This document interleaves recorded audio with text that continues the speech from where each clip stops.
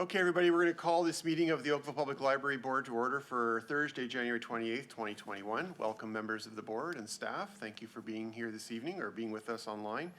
Madam Secretary, do we have any regrets this evening? We have no regrets as of now. Okay. We have no regrets. Okay, thank you. So I guess our colleagues will join us in progress if they're available to us. Any declarations of pecuniary interest, members of the board? Seeing none, we'll move on. We do have two sets of minutes. We have to approve the minutes of the regular meeting that was held on November 26th, as well as the confidential meeting held on November 26th. Would somebody like to give me a motion to approve those minutes, please? Susan Finelli, seconded by Bill Smith. Is there any questions, comments, errors, or omissions? Seeing none, is there any objection to the approval of this resolution? Okay, I declare that they have been approved, both of those sets of minutes. Members of the board, we have 6 items on our consent agenda tonight. Are there separations that I should be aware of? Janet?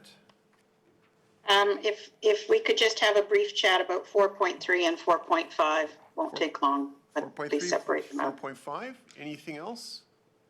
Members of the board? Okay. So in that spirit, can we get a motion to approve 4.1, 2, 3, and 6, please?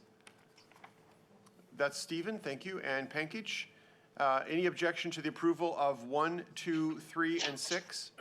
4.1, 2, 3, and 6, that is. Any objection? Seeing none, those staff recommendations are approved, and we're going to look to Councillor Hazathiel for 4.3, Health and Safety Report. So because I'm the one who's always been a bit picky about this, I just wanted to say I really appreciated the report this time. And what was particularly, well, it would be great if it was calculated saying the math for the real number of months in the year. They actually went down from 1.7 a month to 0.7 a month in terms of issues. And that's inclusive, like that's the real time that the operation was open. So it's great progress, and it looks like there's been some additional training. So hats off to HR and the management team. Thank you. So I'd be pleased to move 4.3 at that point. Thank you. Anybody else have any comments or questions on 4.3? Health and Safety Report? None? Can I get a seconder for Councillor Hazathiel's motion? Susan Finelli, all in favor? Oh, sorry, I'm not going to do that. Any objections to the proposal? Seeing none, that means the resolution of staff's recommendation is approved. 4.5. Councillor? Sorry, I just lost it on eScribe, so hold on. No problem. As I try to navigate this. Okay, so my only comment was the way that it's framed and someone would read it, they will think that certain things are in priority order is something I think that should be considered.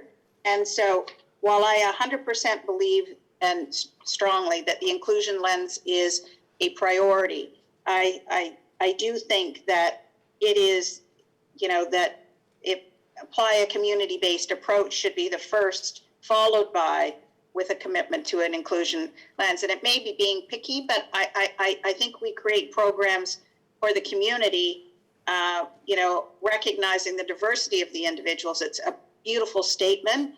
And the second part should be that it's within it further demonstrates a commitment to the inclusion lens. I think I want people to read this understanding really this is the priority and all of these things will be covered as you develop it.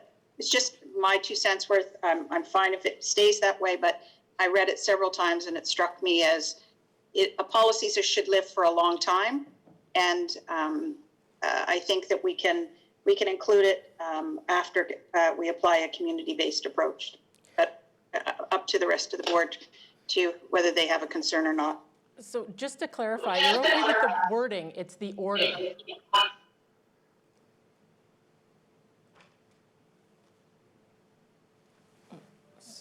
Sorry, can you hear me? Okay. So just to clarify, it's not the wording, it's the order. So you would prefer that apply community-based approach be listed first, and then the demonstrate a commitment to inclusion policy be listed second? Is that? Oh, you're muted. Yes, that's all I'm asking. It just flows from one to the other. Is that okay with you? Yeah, I don't see an issue with that. If we want to dictate that change, we might be, can we approve it tonight, or? Yeah, we can absolutely approve it tonight. I think it's as simple as the change that the councilor's recommending. Jessica, do you need anything more to achieve that? No? Okay. I just for the record, that was 4 Sorry, points. if you want to make it approved as amended? Yes. So just for the record, that was 4.6, not 4.5. So we've kind of messed up the approvals a little bit here. So maybe we should just clarify what we've, because I think I also made a mistake. Can we just go back and figure out what we approved and what we haven't approved here? So I originally No, called it, It is no, it's 4.5. it is 4.5, Jeff. Yeah, it is The program and development delivery inclusion policy is 4.6, but the programming and development and delivery policy is 4.5. okay, sorry, I'm confusing myself now. When I called the original motion, I messed up what I was calling for in the approvals. I said 1, 2, 3, 1, 2, 3, and 6, I believe. I missed 4. Did I not? I took it as approving 4.1, 4.2, 4.4, and 4.6. Okay, great. So you heard what I meant. Yes. Okay, good. That's important. Okay, so 4.5, Counselor, can you give me that motion to approve this as amended? Thank you. Yes? Is there a seconder for that? Thank you to Bill Smith. Comments, questions? Seeing none that, or any objections, I should say. No objections, so that is declared carried as amended. Thank you very much. So all the consent items are now approved, correct? Just for my sanity, thank you. We have no confidential consent items, and we move on to our discussion items, of which there are 8. We're going to start with mandatory use of non-medical masks and face covering policy, Appendix B.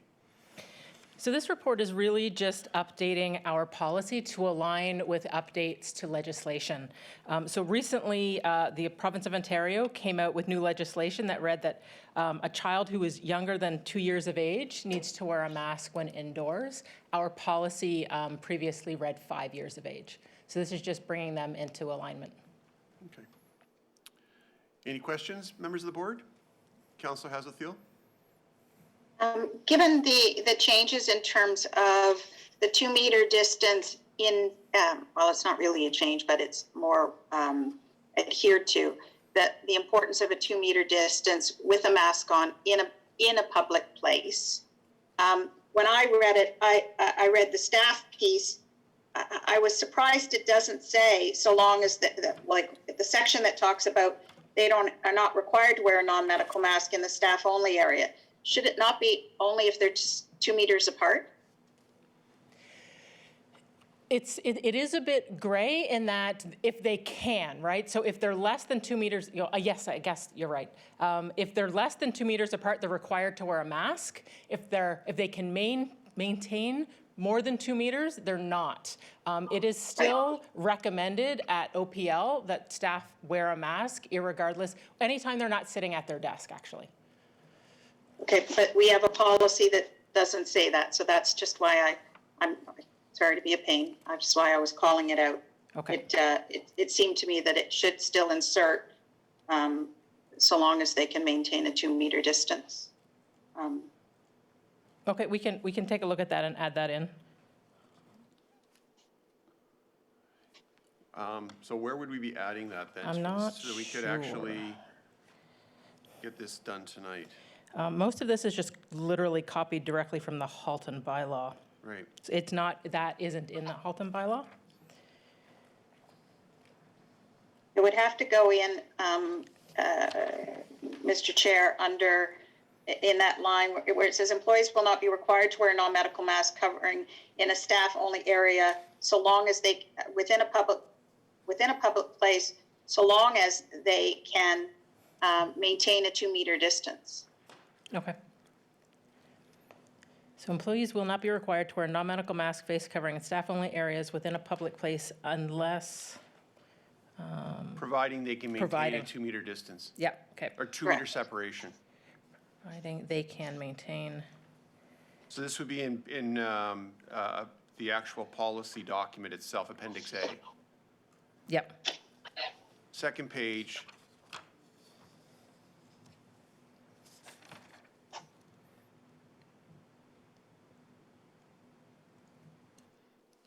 Do you have that? Yeah. Okay. I do.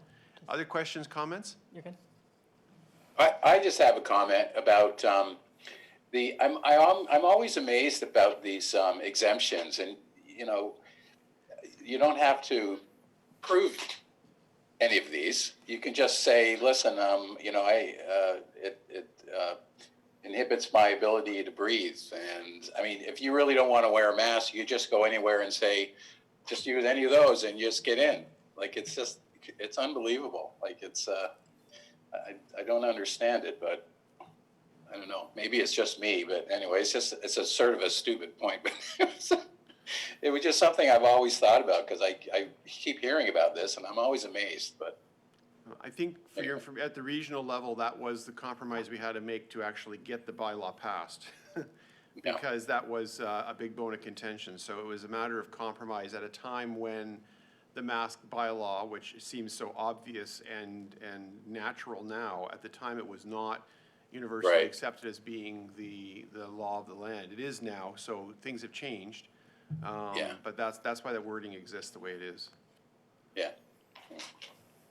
And I must tell you that every bit of information that I get from my colleagues and the staff at the region is that the level of acceptance of this has been exceptional. So, as the numbers grow, so does the compliance around face masks.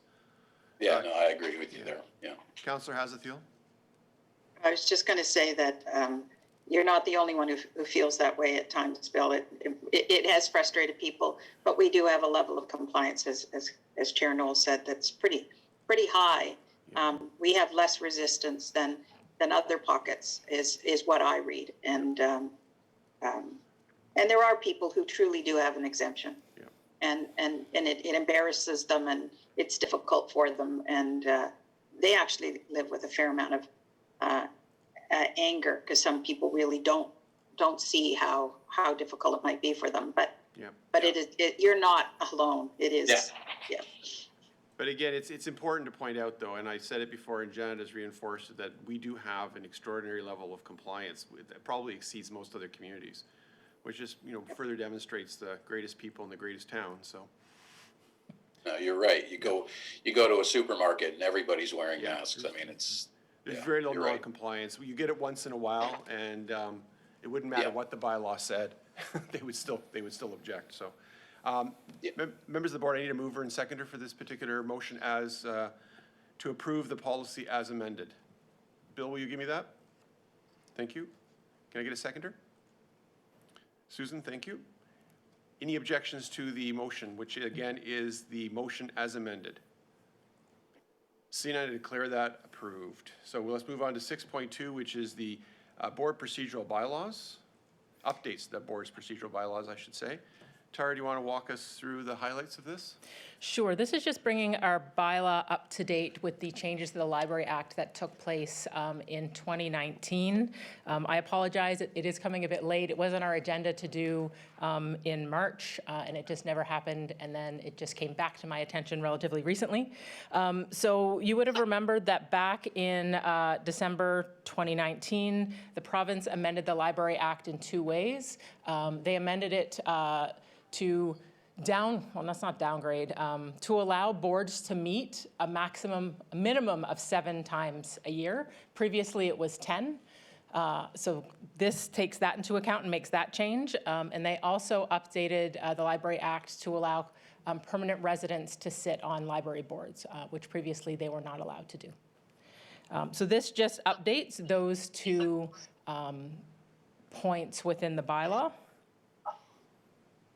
Thank you. Any questions about that? So I have one, and Kathy Patrick's here, because it's probably a question for the clerk. Well, I guess Jessica's here too as well. But how does this dovetail with our town policy?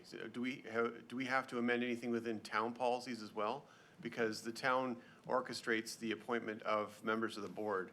I'm curious if this would have to somehow be reflected in our town processes as well. Or do we simply operate under the board's policy on this? I would say that you operate under the board's policy. on Okay, so it's the prime. It would take primacy over anything else. Okay, terrific. Because we are an independent board. I just wanted to clarify that. Okay, because I know the town's policies are you have to be a citizen. So okay. One more call for questions or comments. Can I get a mover, please? Going once. Pankage and Stephen, thank you very much. Any objections to the approval of this motion? Seeing none, I declare 6.2?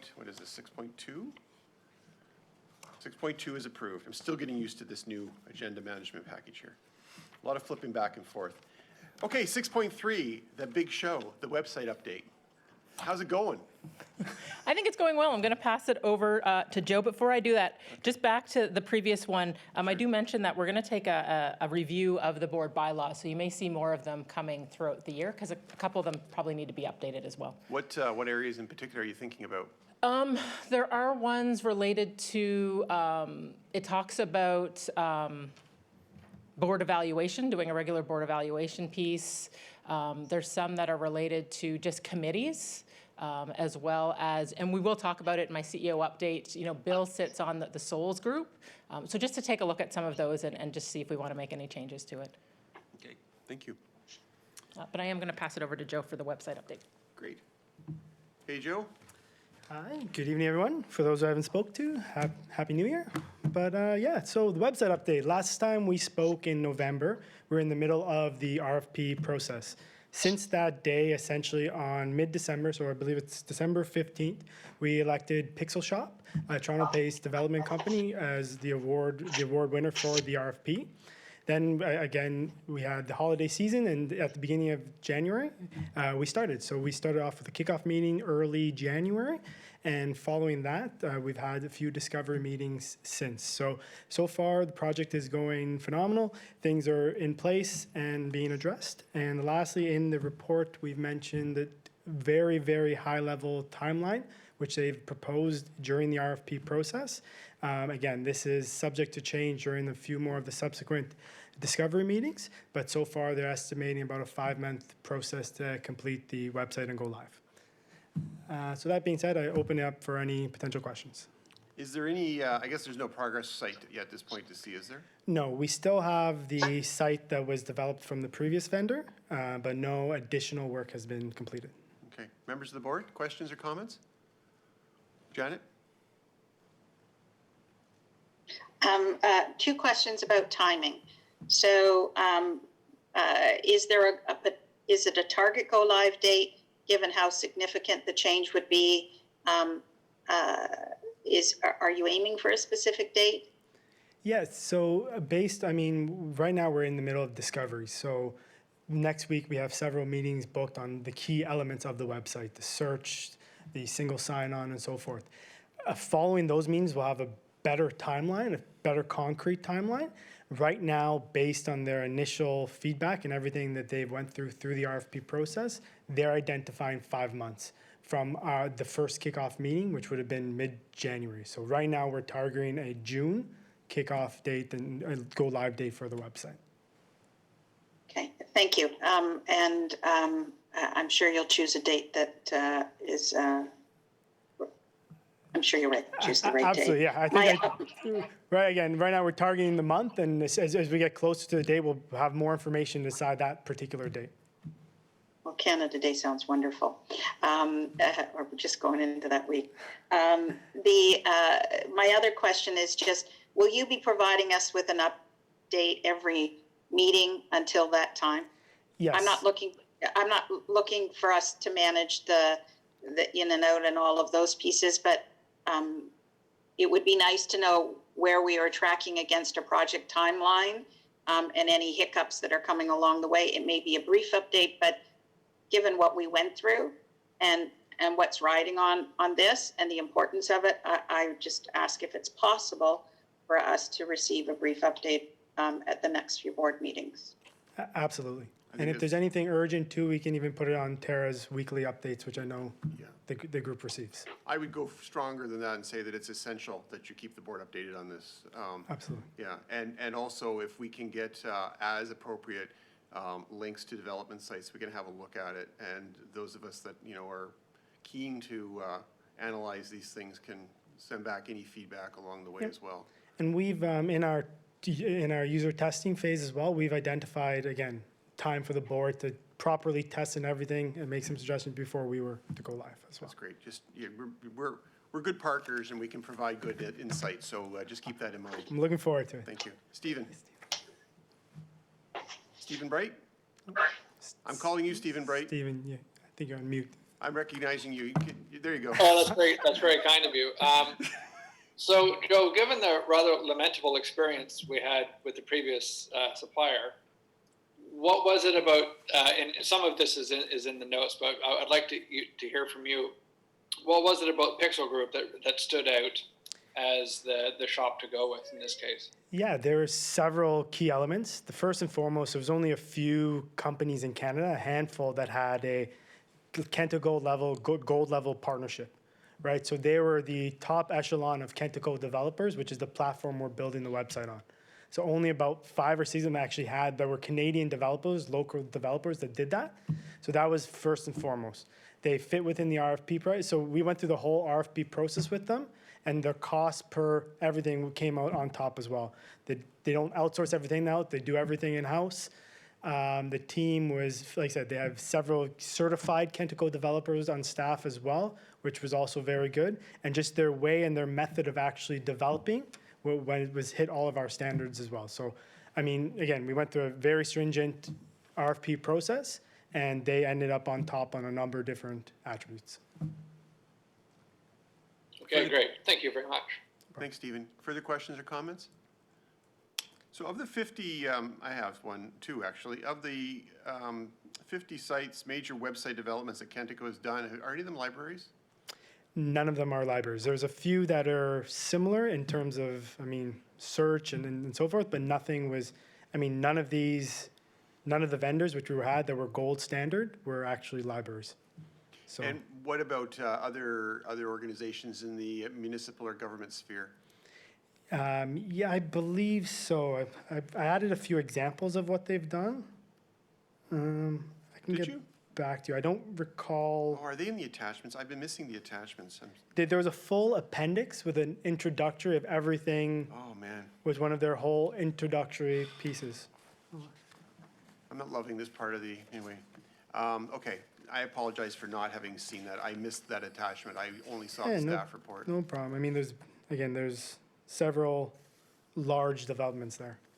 Okay, and the other question is with respect, if this is in the report, and if this is in the attachments, and I apologize, are they able to use the complete package of code that we were able to secure from the previous developer? Yeah, so in terms of complete every line, probably not. In terms of the majority, they're hoping to. Oh, that's good. So we're still, they're still in the discovery phases. So we'll find out more in the coming weeks. But so far, it's looking good. It's looking promising. Do they have any, skills development they need to do in order to achieve this in terms of some of the APIs and interactions, interconnectivities that need to be accomplished, or are they fully versed? No, they're fully versed, and their plan is to do it 100% in-house. That's great. Terrific news. Okay. So. Further questions or comments? Councillor Hazetfield. So only one other, and that is that when we did hear a bit of a debrief on the last company, there seemed to be major turnover and handoffs from one person to another in the development. Have they assured you that this team is stable, that's going to be working on it and dedicated to it? Yeah. Or are they, did they answer that in any way, shape, or form? We actually asked them that specific question, and the result was that they assured us that no one on their team has switched over in 2 years.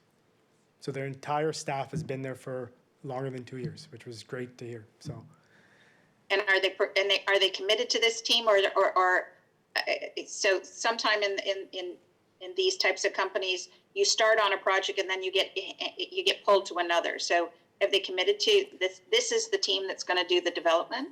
Yes, so they've given us there's a large group of them. So they don't do in silo just us. Their full team of about 15 do a couple projects at once. So everyone within the company is essentially working, and all the developers are working on them simultaneously. So yes. Thank you.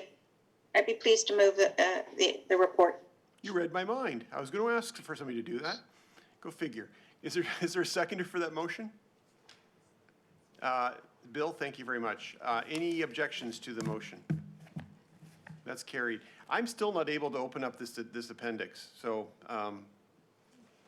I'm sure I'm not doing something wrong. But anyway, I can't get the attachments to this. So if there's some way they could be re-uploaded, or You're not alone, Jeff. I cannot open it either. okay. Oh, good. So could you please? Because this is obviously something we're all super interested in. So if you could email the attachments, that'd be great. I just assumed there wasn't any because it kept saying cannot download. Oh, So- yeah, it's essentially, so during the RFP process, one of the items that we asked for was a full company profile and a list of their experience. I'd love to see that. So And I'm that- sure that's- my colleagues would as well. So if you could email that, that'd be great. Growing pains on the agenda system. I was actually able to open it earlier, but I'm not now, because I saw all that information from before. Yeah, I haven't been able to.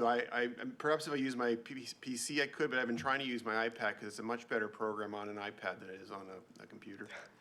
Okay, let's move on to 6.4, CEO goals. Thanks, Joe. I'll be back. Well done. Before I talk about the CEO goals, just to follow up on Joe, we had an initial conversation with Pixel Shop, which I attended, and I made very clear that I expected to see the same project manager at the beginning, at the very end, and they absolutely committed to that. So we definitely understand your concerns, we share them, and we are doing all we can to make sure that it doesn't happen again. Excellent. So CEO goals, so if you think back to 2019, I brought CEO goals forward for the organization, really, and we talked about them. They unfortunately didn't come in 2020, probably for the best, because they probably would have changed significantly, but I did want to bring them forward earlier in 2021. You will see, normally I really enjoy the SMART methodology, and I tried to apply that where I could. But I think a number of these goals are still in flux. So I didn't want to put them out there, but they will solidify throughout the year, especially the ones about recovery and those parts with that. So I brought it for feedback and comment from the board, because again, these are organizational goals. But I did want to highlight pandemic planning, both current and recovery. Strategic planning, which will be a big focus this year. I think budget, particularly in a strategic planning year. And then I've identified 2 personal goals. So happy to have a conversation about any of them. Members of the board? Aw, Steve and his daughter. Counselor? You like my funky glasses? These are the blue lens glasses. I'm trying them out. Sorry. I need a pair of those these Zoom days because my eyes get so tired. No, I was commenting on the impromptu hug on camera. It was a touching family moment for a family board. There you go. Counselor. So a few things struck me, and it might be because I really think that the 2021 strategic plan is going to roll a large part of what really should be the back end goals for the year. So I understand you're going to update us. I would hope in that strategic plan we have elements about people and engagement and bench strength with the team, pieces that really need to still be top of mind in any CEO's goals. What I'm normally used to seeing is 4 key pillars, and one of them is people leadership. And what will you do under those pillars in terms of your goals for the year? I fully understand that the strategic plan may delineate some of that, but I did want to call it out because I do think such great progress got made in terms of connecting with people and and some of the turnover data and the health, like there's just elements that we were on track. You were making great progress, and the team was making great progress, and then COVID hits. And the element of, you know, the bench strength of your team and the development of your team, those are goals that I would normally expect to see. So those are my comments for your consideration. I would, you know, one of the things that Tricia and I have been talking about extensively is, you know, last time we did talk about staff engagement. We are building a staff engagement strategy this year. Her and I talked about the 4 different pillars that we would like to do. So that will come to the board. It probably March when we work on it. So I can add that in here as a goal for that deliverable if you would like. I just think it must take part of your day, your week, it must sit at the top of your mind in terms of priorities, and so if you could include it, that would be lovely. No, absolutely. And I will say that, and maybe this is part of this conversation, is I've been designing these goals about what needs to happen this year that's more unique, right? And to me, definitely, you know, staff engagement and continuing that progress, I wasn't necessarily calling out, not that it wasn't getting done, because it absolutely is, and we're continuing to build on it. But I was bringing forward goals that were more, I don't know, I thought were just more hefty for the year, if that makes sense. But I can definitely start putting in like more operational. I had a balance with strategic goals, operational goals, and part of that. So, Further comments or questions? So I have a comment. I want to call out and with appreciation your goal with respect to building your network in the community. It was something that I've always had a great degree of concern over, is our lack of integration within the community. The library has, unfortunately, and I think to a degree because of, you know, particularly this last year because of the pandemic, has been a bit of a silo. And I think it's important that, you know, that you be front and center. And I'm glad to see that. It's going to be hard, I think, to really develop those relationships in these very strange circumstances. Yeah. But I think 10 is a reasonable goal. And I applaud you for getting that in that document. I also want to point out as a side note, because I see you're going to be working on your DeGroote Certificate of Executive Management. You and I shared that course on, or that seminar on Disney Principles of Quality Service. They've put all their courses online for a very affordable price. So if you go to DisneyInstitute.com, their certificate courses that normally cost you well over $1,000 a unit are like $100 now. So they're also adapting for the COVID world. We actually, and I think I mentioned this, so I've started a leadership book club, and Creating Magic was our first one. Yeah. Got a little bit derailed last year, but we finalized, we had our last kind of meeting about it, and they all set intentions based on the Creating Magic book for 2021. Nice. And we launched Crucial Conversations is our next one for the leadership team, which I think is vital given the times that we're in. So well done, thank you. Last call for comments or questions on this matter. Seeing none, I'll look for a motion to approve or receive, I guess, the report. Yes, receive for feedback. Susan and Pankage, all in, any objections? Seeing none, that report is received. We're moving on to 6.5, was the 2020 performance measures. And who's going to take us through that? Hello.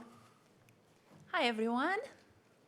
I am bringing forward the performance and measures report for 2020, which, as you can guess, comparisons were very challenging. As usual, I would ask that if you have any questions or concerns or anything that you wanted to discuss, I'll do the best with that. Any comments or questions on this report? You can be always the first, Janet, it's fine. Councillor? In fairness, I did pause this time, Jeff. That you did. I truly did. Absolutely. So I have some, when I looked at the website and digital circulation, as much as I saw it up, it was a bit of, I wondered, why wasn't it higher? And what do we know about that in terms of, have we got any sense of why it wouldn't have been higher, given we were in a time where everybody was working so hard on digital, everybody there was messaging out about digital. What level of analysis goes into this as a sort of a scorecard to say, why might that have been on any of the data that we receive? Is there does the team talk about this data and step back and go, what are we learning from it? How do you approach all the hard work you put into gathering this data?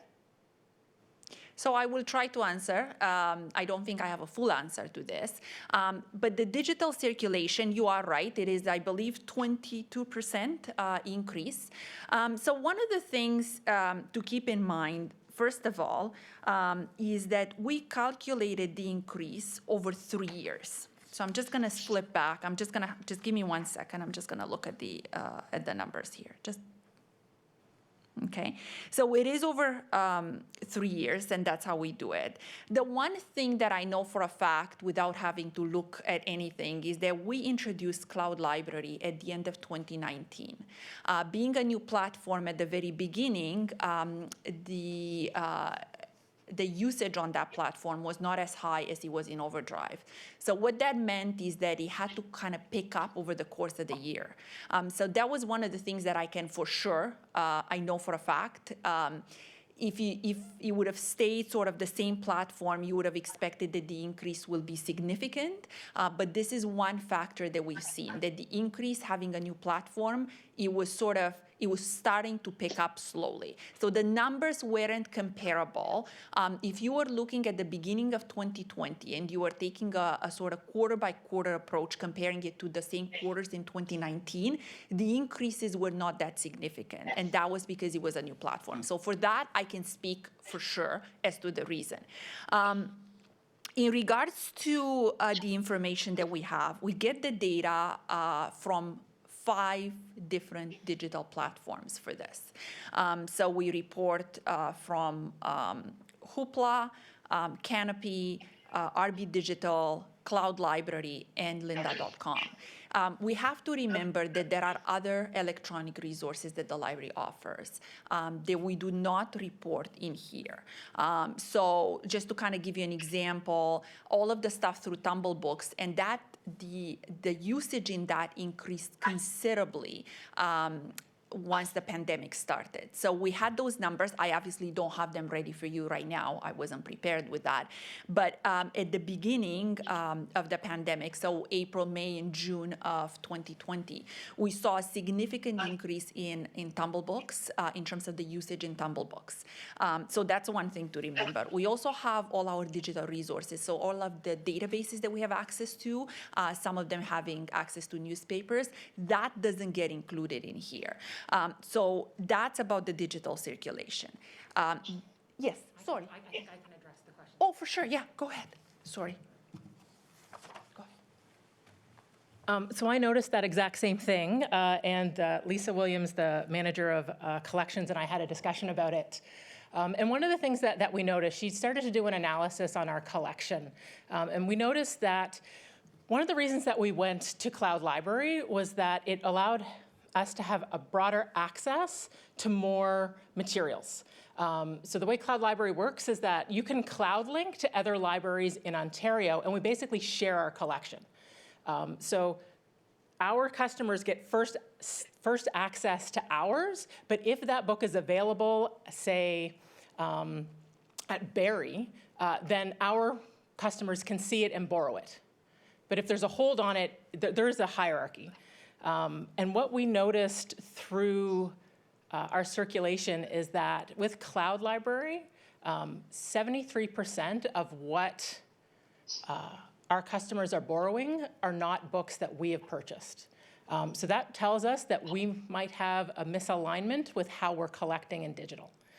So now we're looking at how we can resolve that by analyzing what people are borrowing from other libraries in order to flush out our current digital collection. So there is some benefit because now I think there's 150,000 different titles that people can borrow from, where we only have about 40 ourselves. But also identifying different genres that we may not have collected in before, but now that people see it, that's where they're borrowing.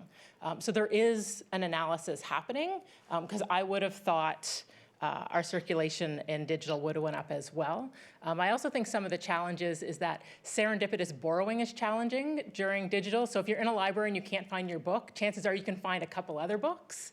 And that's really hard to duplicate through a digital catalog.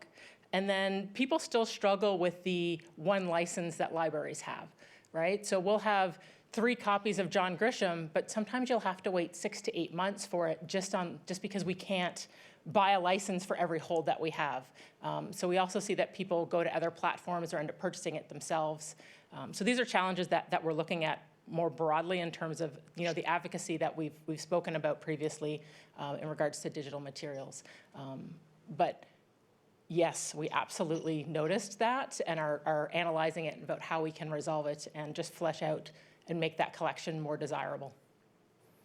Tara, I can't tell you how impressive that explanation was for me. Like, it really gets to the heart of, that's all I really wanted to understand is, so how are we're putting you through all of this to give us all of this data. How are we using it? And it gives me, great comfort to know that, we're drilling down and we're figuring out how does that translate into changes necessary in our collections. My follow-up though is around things like it would be helpful to know, how many new people connected with the library in the digital platform. And I mean, I'm not asking you to tell us today, and I don't want to create more work, but the more I think about the strategic plan and about how do you bring people and increase the number of active users, because I was shocked at the number of people I know that are not as engaged about what's available digitally. I just wondered, is there other data that would help us bring more people to the value of what is provided? Yeah, and we do look at that. Again, some of the challenges we face is that not all vendors provide us the same metrics. Cloud Library, I do believe we can see new registrations, so we can look at that, but I'm not sure if Canopy and Hoopla do, but we can verify it and we can bring it back. Thank you. No problem. Thanks, Councillor. Further questions? Just a note for our IT. I was able to read the appendixes when I was looking at this earlier, but I can't bring them up now. So I'm getting a 404 error when I'm trying to bring up the attachments to this report. So just another note for consideration as we refine this program. I don't know if others are. Yeah, I think they should get it all day either. This one I had seen before, but I can't get it now. So I'm not sure what's happened. I wanted to refer to something, so I'm not able to access the appendixes. Any other questions, comments? Seeing none, I'll look for a motion to, I believe this is a receipt, correct? Thank you.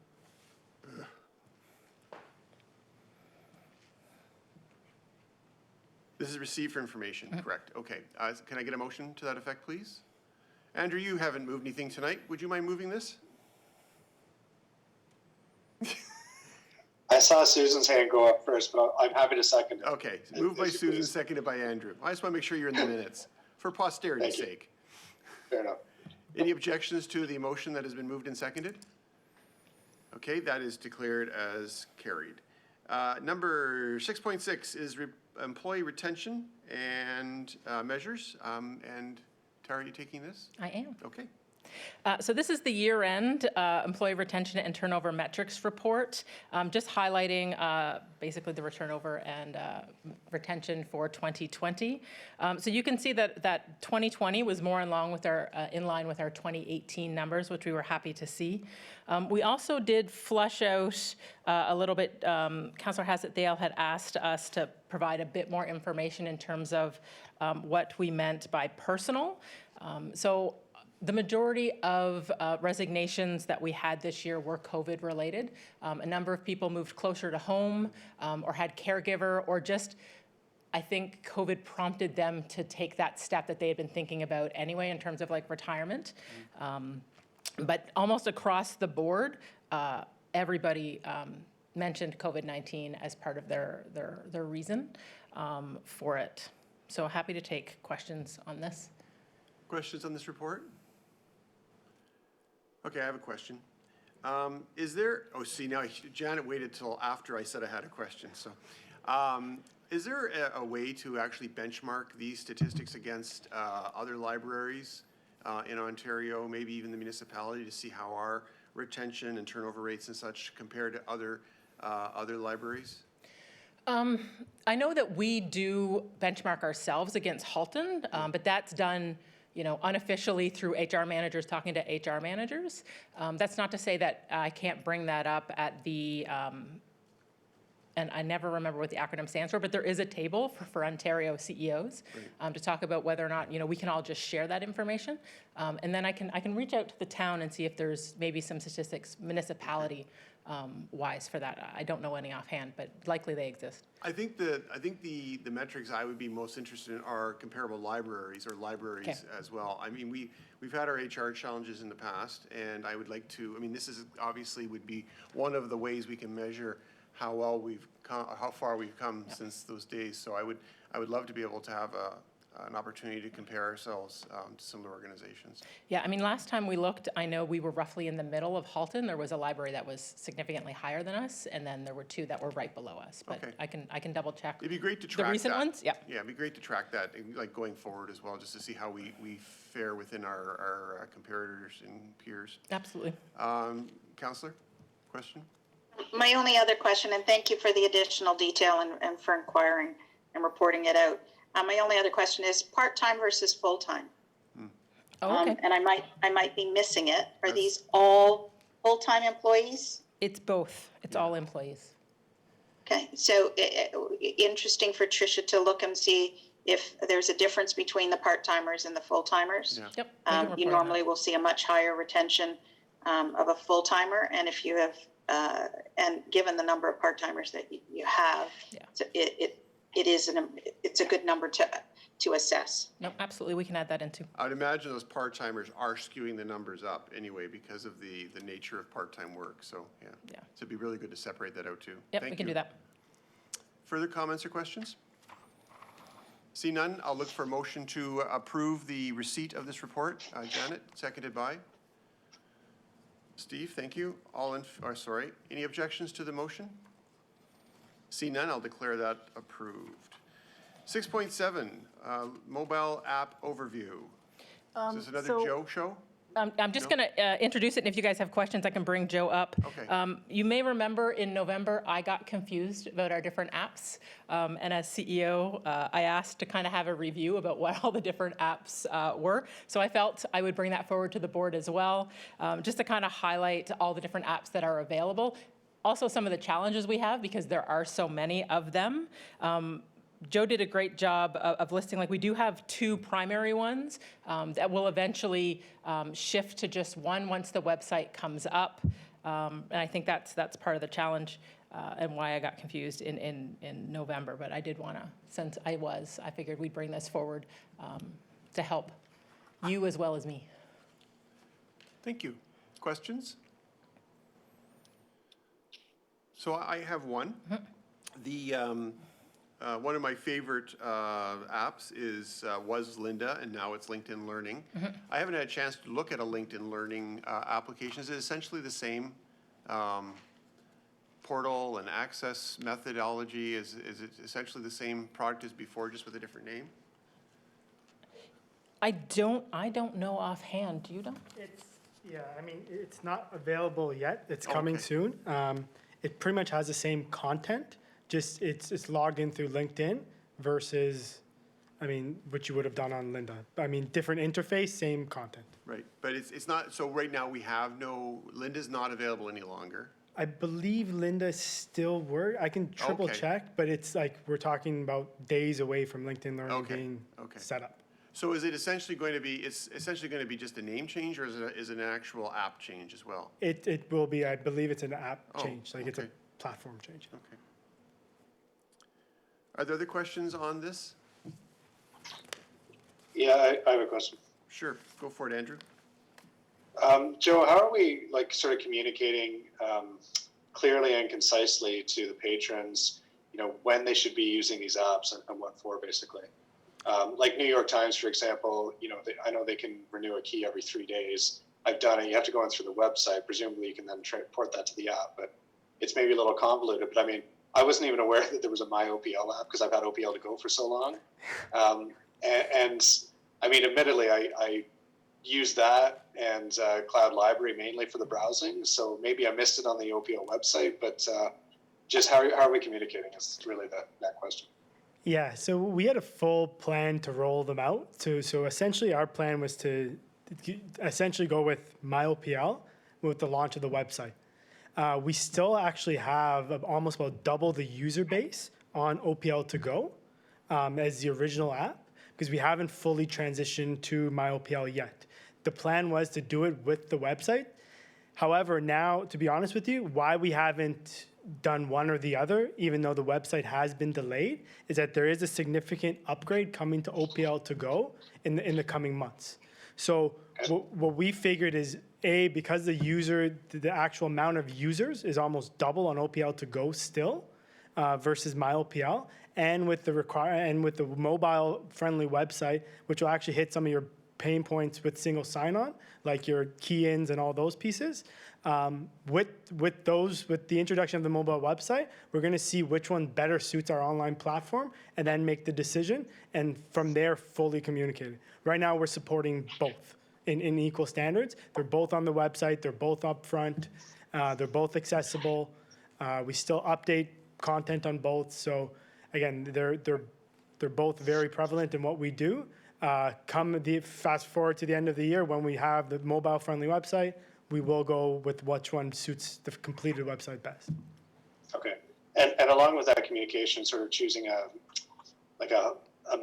primary app just for main library services. But if I go on the website and even if I just do a Google search, right, and I go to accessing our online resources, what I see is a lot of links. I recognize that some of those links also have apps, but it's not at all clear. Like, is there are you looking at how to present maybe a basket of applications? So you could say, for a family, you're going to want, Canopy, you're going to want OPL to go or MyOPL, whichever way. Maybe these three are your primary three, right? So depending on the need set of the user, we can kind of present it in a very friendly way of what they might benefit from. Yeah, so with the current website, we're very restricted in what we're capable of doing. What we've done to hit that question is if you go on the left bar of the website, we have buttons. And we put all the buttons there because right now our current website isn't mobile friendly. So when you access it on an iPad or a mobile phone, it's very hard to find those links. So what we've done is we've introduced all those buttons on the left-hand side. One of those buttons is, I forget the exact name, but it's related to online resources. Once you click on there, and they're all categorized exactly the way you've mentioned it on those categories for family use, media, and so forth. So you see that breakdown there once you access it through that category. Yeah, and I do appreciate that. I guess what I mean is these are all, effectively web links, but some of those also have apps. And, let's face it, people are on the go all the time now. It would be really handy to see at a glimpse what's most pertinent here, right? Because the way you presented the info here with the icons and everything, it's a lot easier to understand, quite honestly. So maybe I should just withdraw the comment and wait until we launch the new website. But it was just something to think about.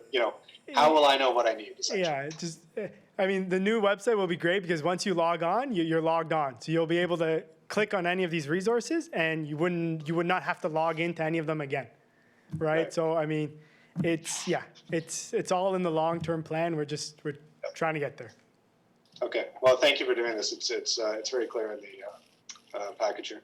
Thank you. Further questions? So I do. Is the intention, and I apologize if I've missed this, I just scanned through it to see if the answer was in front of me.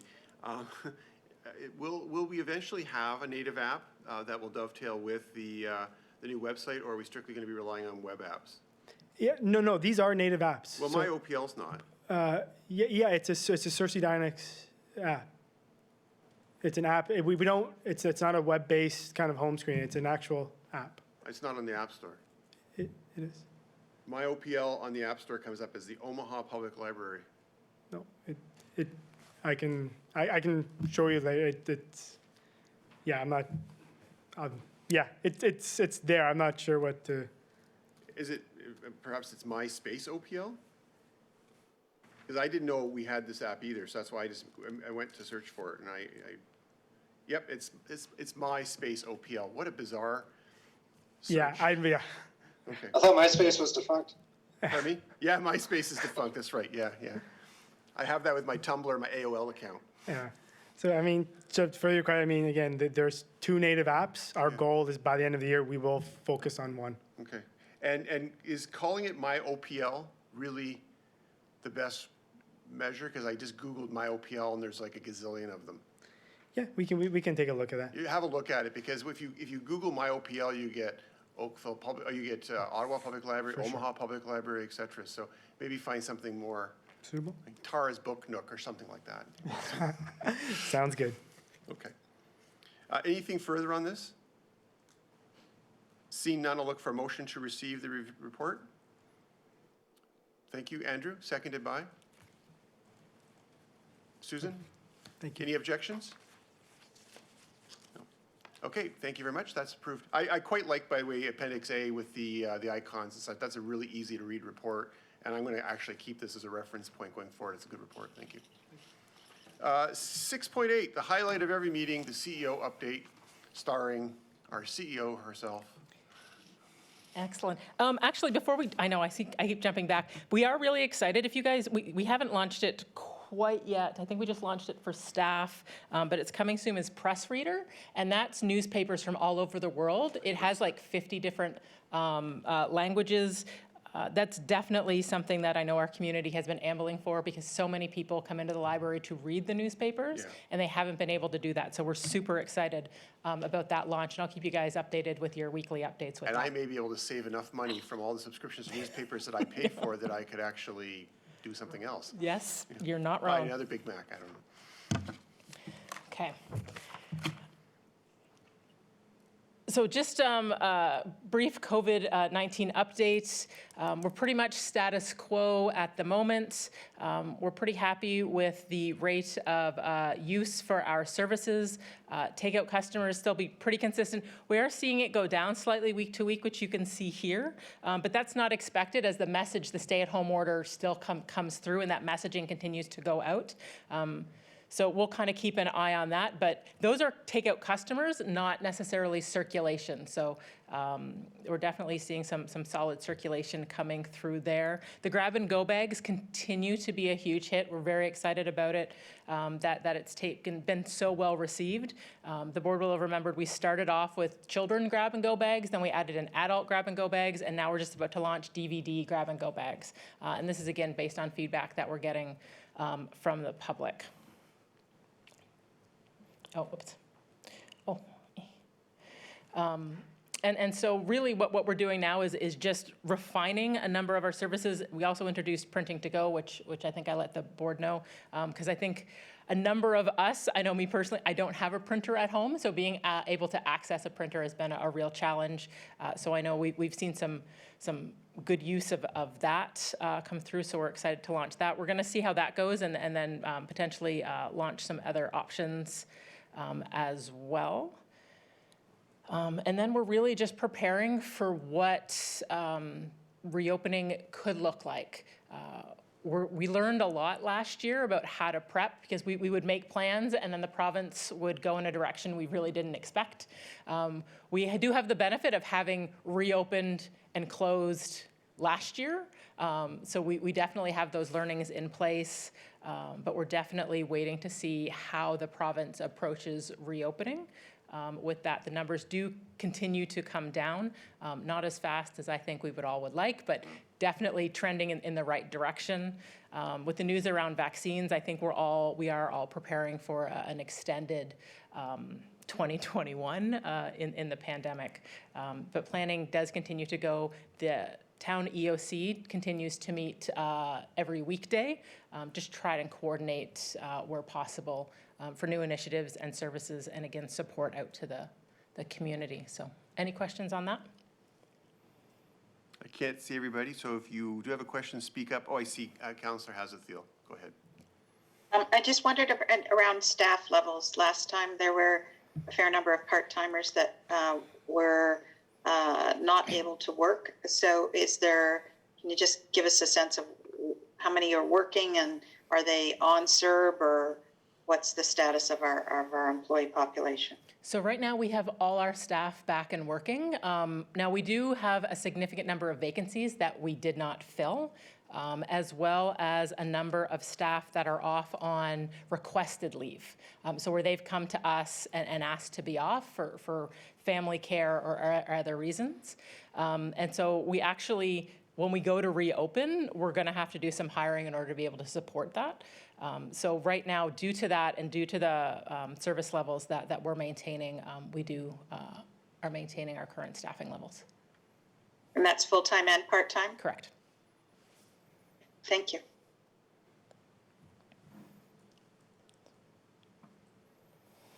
So strategic planning update. So we have officially started the strategic planning process.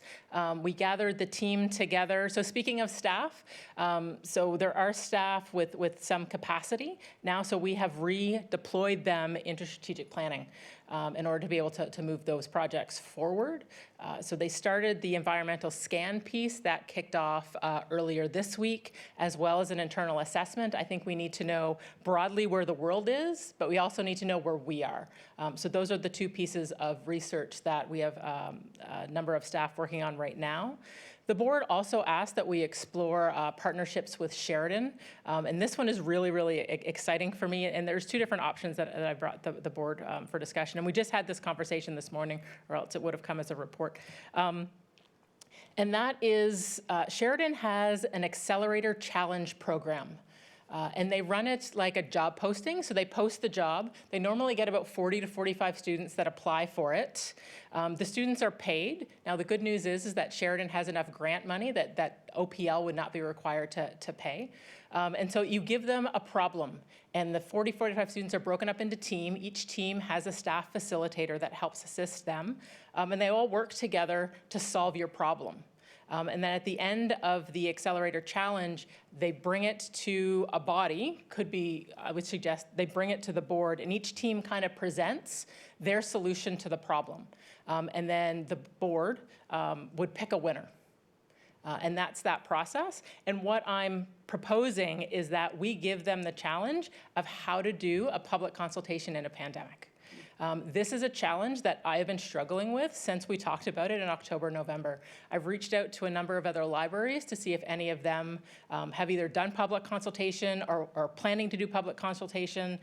We've reached out to different partners.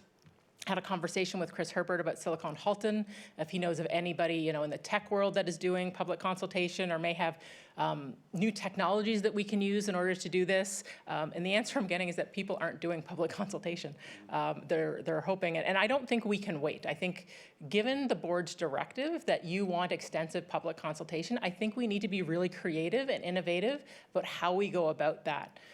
Now, the challenge that the library has, of course, is that our demographics are so widespread that one methodology isn't going to work. We can't just hold Zoom town halls. We can't just hold surveys. We'd miss whole sections of our population, and I would argue the most needy of our populations by doing that.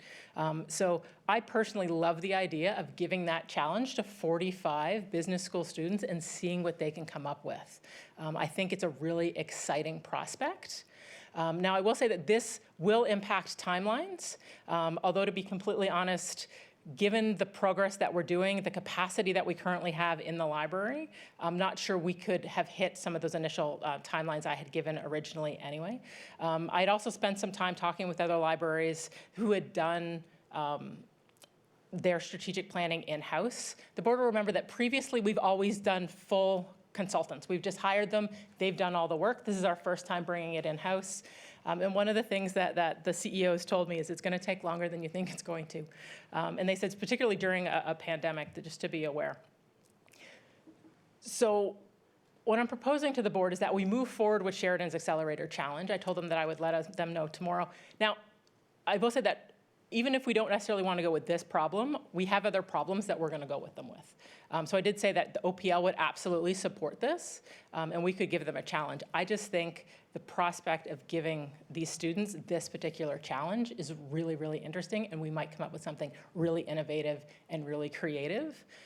But it does potentially push back some of our strategic planning more for a launch in September than June. Because we would get their final thing in April, which means we would actually launch strategic public consultation, likely in May, June, analysis July, August, for launch in September. Okay, Stephen, I see has a question.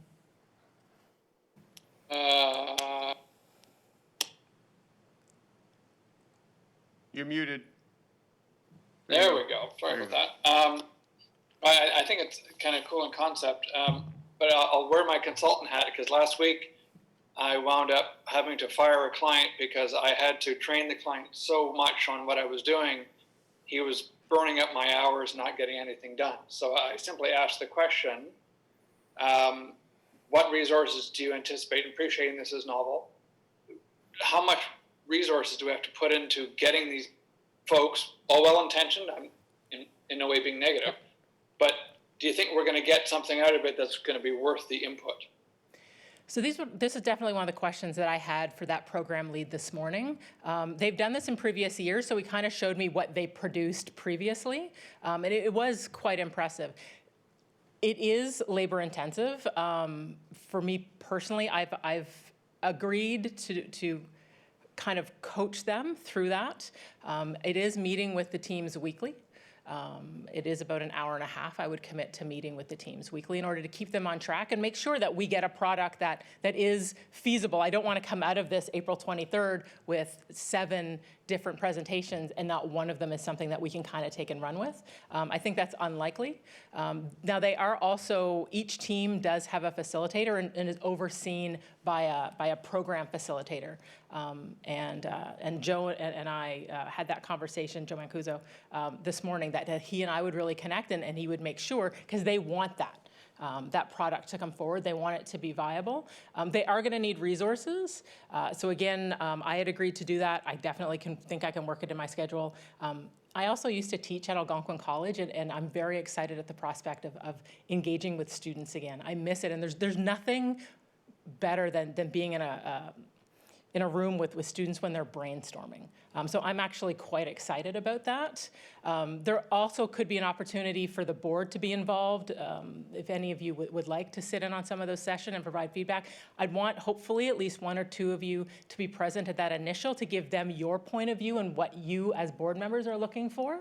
And then maybe a midway point, and then obviously I would love for the board to be part of that judging panel at the end. Simona, Joe, and other members of our leadership team would also participate as needed through there based on their questions. So yeah. Yeah, no, I hear you, and you know, conceptually, I'm all for it. I love colleges. I can almost see Sheridan College from my backyard. But I'm just saying, like, we have to be cautious of the mission, not creeping into pedagogy, right? Like, we're not here to train students. That's not our mission. Our mission is to run a consultation, frankly, and I don't want to sound trite, but there are really only 2 or 3 things that they're going to wind up telling us anyway. You know, have some online groups and have some meetings. I'm being facile for a reason, but I'm saying there's only so many options that they're going to present anyway, and I just don't want to boil the ocean for something that, you know, we could have done in any event with respect to this consultation. For other reasons, maybe, absolutely. So I'm just expressing an opinion, having gone through and run public consultations for years myself. Listen, I'm all for it, but I do think we should think about what we're going to get out of it. It's really not rocket science what we need to do in terms of consultation. And I would just, you know, raise the question, that's all. No, I understand. And one of the things that we had talked about is because you're not wrong, public consultation, you definitely do have these buckets. I do think it's the approach and the different technologies that we might be able to use in those pieces. There's a lot of really interesting, and I wrote this up, there's a lot of interesting gaming apps and other different types of apps that might be able to be repurposed for this. And it would be really interesting from a student's point of view to be able to look at that, because again, they have a different view of some of these apps than I think I do, just in terms of their functionality and how to potentially adapt those out.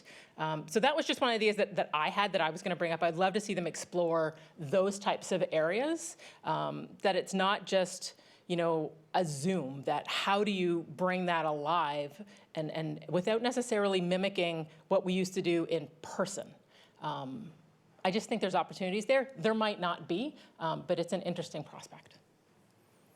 Have you pitched this idea specifically to the library? I mean, not the idea of being involved in the Accelerator Challenge, but this specific idea for the challenge. Have you pitched this with them? I did. And he was really excited about it. We did talk about a secondary option, that if the board did not want to go in this direction, that we would provide another one, and that's a viable one as well. But we thought that this one gave them a very interesting kind of puzzle, how to rethink public consultation, and how to rethink it across multiple demographics. And then, of course, they're really interested in just the fact that it's the library, and having their students engage in a way that will directly impact their communities. And a lot of times, he said, when they work with businesses bring them in for problems they've actually already solved.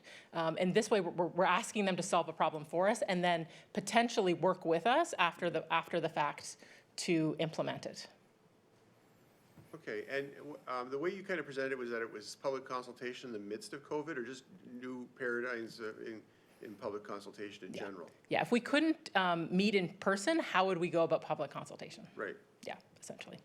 I mean, I share some of Stephen's comments, but I mean, I think if you broaden the scope of it, it could be really interesting. I've attended some seminars on public engagement, and it's incredible the variety of ways that particularly public officials have used to increase engagement on the public for consultative purposes or informational purposes. So I think if you broaden the scope more, sort of to beyond COVID, just new ways to get people to open up, to share ideas. And I think, yeah, you're right. And I probably shouldn't have phrased it that way now that you mention it, because it is more about how do you do public consultation and engagement in a way that engages the full community. Right, And we're not constantly, because we mentioned this before, that we would do it and we would get like 6. Yeah.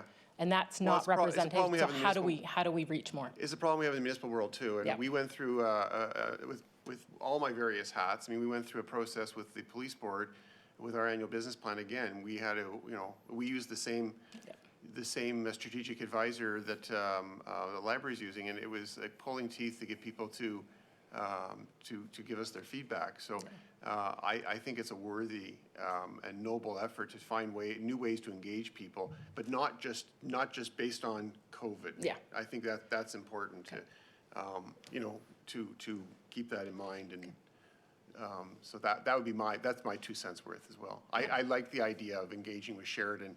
I've really wanted to have more involvement with having library more involved with Sheridan. So this is a great opportunity to do that as well. And our conversation expanded well past this about further opportunities. I can so imagine, you will see more, I know definitely. I know the new president there is really anxious to get more involved in the community, and I think COVID has really sort of frustrated them too in that regard. So, any other comments on this, members of the board? Janet? Actually, in fairness, I think Susan had her hand up first, so I will wait. Yeah, I was my going to turn. say, FYI, I can't see everybody. So when there's a presentation on the screen, if you could maybe just shout out, or I guess IT is expanding my field of vision a little bit. No, you just reduced my field of vision. Can you pull it down maybe? Grab the bar on the bottom and pull it down. There we go. I've got everybody now. Okay, Susan's up next. Well, I was just going to comment on the Accelerator Challenge program.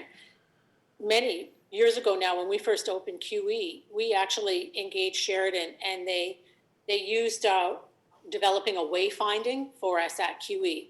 And it was really neat. They came in, the kids came up with a different way of wayfinding, because QE is such a challenge with the size of that place. And the wayfinding that came with it was not user-friendly, we found within that first 6 months of opening. And they made a presentation to us, and we actually went to the presentations to see the other projects the kids did. And it was very good. It was a really positive experience for me and my staff at QE at the time. And we actually took a base of what they presented to us and did develop our new wayfinding. So I just put that out there that I had a really positive experience with it. Thanks, Susan. I'll come back up to Janet. So I think this is a great conversation. I am a huge fan of finding a way to tap into the intellect, the curiosity, and that whole demographic. They will surprise the heck out of us, and I do wonder about the question, and I do like the idea that it will be broader. And what struck me is if you need to decide this is an investment of your time and the resources, and you've heard the feedback. I'd be really excited for them to solve the problem of how do you advance the engagement of our community in their public library. That's a very broad. It's a strategic question, and I just put that out there as like maybe it's the next question they answer, the next problem, but it is broad enough to give them I think that they could get very creative with that and give us some really good insights and do some really interesting research. And it's not as narrow a focus, but I'm thrilled that you've connected with them. I'm thrilled they finally returned your phone calls and are talking. And I have a lot of faith in the young people that whether they choose college or university, the more we can help them be critical thinkers and learn how to present and learn how to engage with others that may not be as capable as they are. I think that's a wise investment, and it speaks to we're a learning organization, and we are helping them learn as well. Thank you, Janet.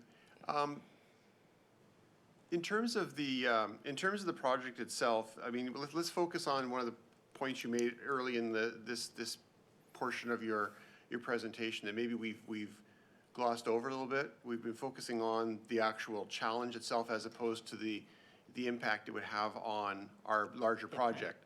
So I just want to bring it back to that for a moment, because we are now, if we were to engage with this process,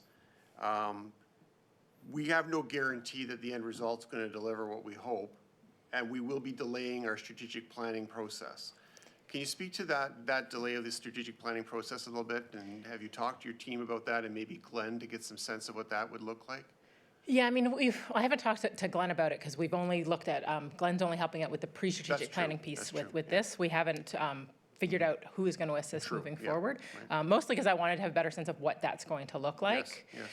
But like I mentioned, I have spent some time talking with other CEOs who have done strategic planning in-house. I've spent some time talking to Colleen, as well as the team, just about staffing capacity and looking at it.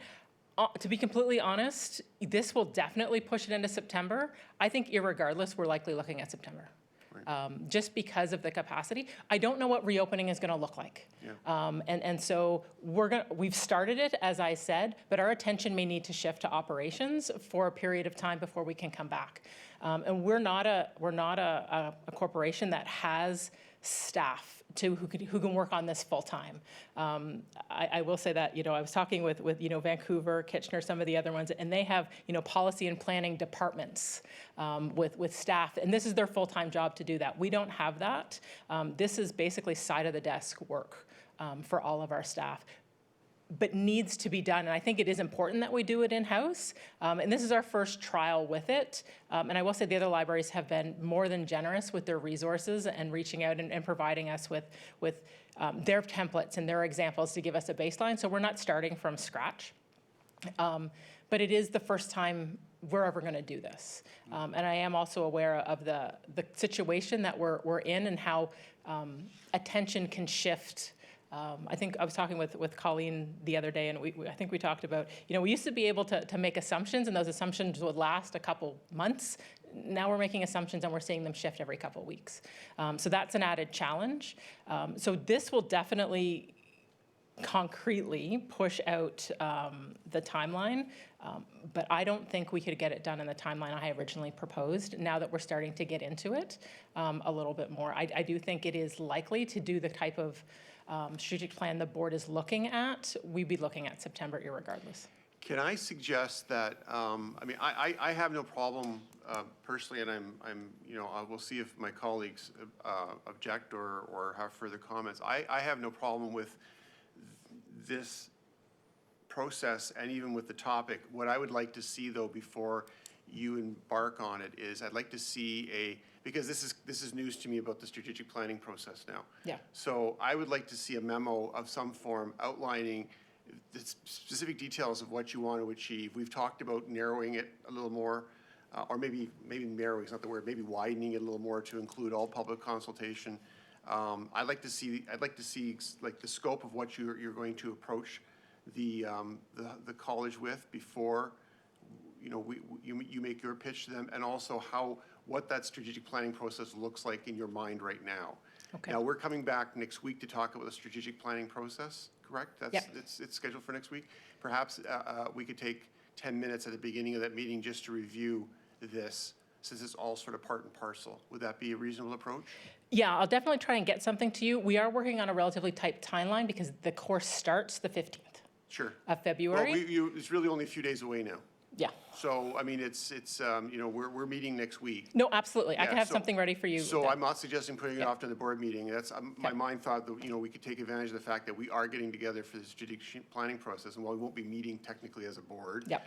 We could certainly bat the idea around and just see what you've come up with, because I would just want to make sure with our valuable resources that we carefully scope what our commitment is, how this is going to impact the strategic planning process, and making sure that whatever the deliverables are clear cut, like up front, so that we can be watching for that. I love working with post-secondary schools. The projects don't always come off, though. Right. So I'd also like to know the contingency plan if that doesn't happen. So Right. yeah. Yeah.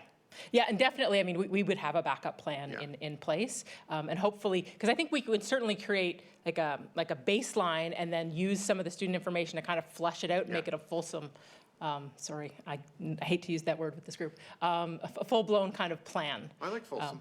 I know it has multiple definitions, but But I definitely hear what you're saying. Yeah, because the last thing we would ever want is to come out of here and not have anything. yeah. Again, the way their program is set up, I think that there's a low chance of that, but there is a chance, and so we Right. should mitigate that risk to the best of our But I ability. just think working Yep. with a third party, I think it's Yep. really important to have a really, really tight framework of framework's not the right word, yeah, maybe framework is the right word, really tight idea of what, we're contributing, what they're contributing, what Yep. the expectations are, what the timelines are. Like, I would like to see it all Okay. sort of, clearly thought out, because again, you said it's side of the desk work. Yeah. And side of the desk work can often be, put further to the side. Yeah. Almost to the point where it falls off into the can if you're not careful. So if we have something really succinct, then I would be fully on side with this personally. So that's my personal point of view. Okay, so just, I'll provide basically an overview of the updated plan, new timelines related to that. And when I say side of I still give it a priority, right? So it's very clear, and they're given very clear due dates Right. regarding it. But And if you they encounter said- capacity issues, they need to come back Yeah. and we adjust. But you said yourself that you're going to end up getting sucked into the vortex of the next sojourn into reopening. Yeah. And hopefully not closing again. And so that's going to become your priority quickly. So unless it's scoped, Okay. unless we have something that everybody's agreed to, then when your mind gets taken, to somewhere else, and Simone is off somewhere else, and Joe's off somewhere else, all working with other prospects, then we at least have a project charter, so we know we can sort of look back at and say, yeah, that's where we have to be right now. Yeah, okay, Okay. absolutely. Stephen, are you just saying hi? Yeah, hi. So one comment, and I know we talked about this, we were spending a lot of time earlier on the strategic plan. And, you know, this is a material change if we're going to do it in terms of timing. I would just remind everybody that public consultation is one of many inputs into a strategic plan. Yep. And what we're thinking now, and I know I'm going to sound like I'm being negative, I'm not. But what we're thinking now is one factor is now pushed out the entire process. And I would just make sure we're aware of that. And we're also pushing it out for reasons which are well-intentioned. I think they're great. We're spilling over ourselves talking about how much we love colleges here.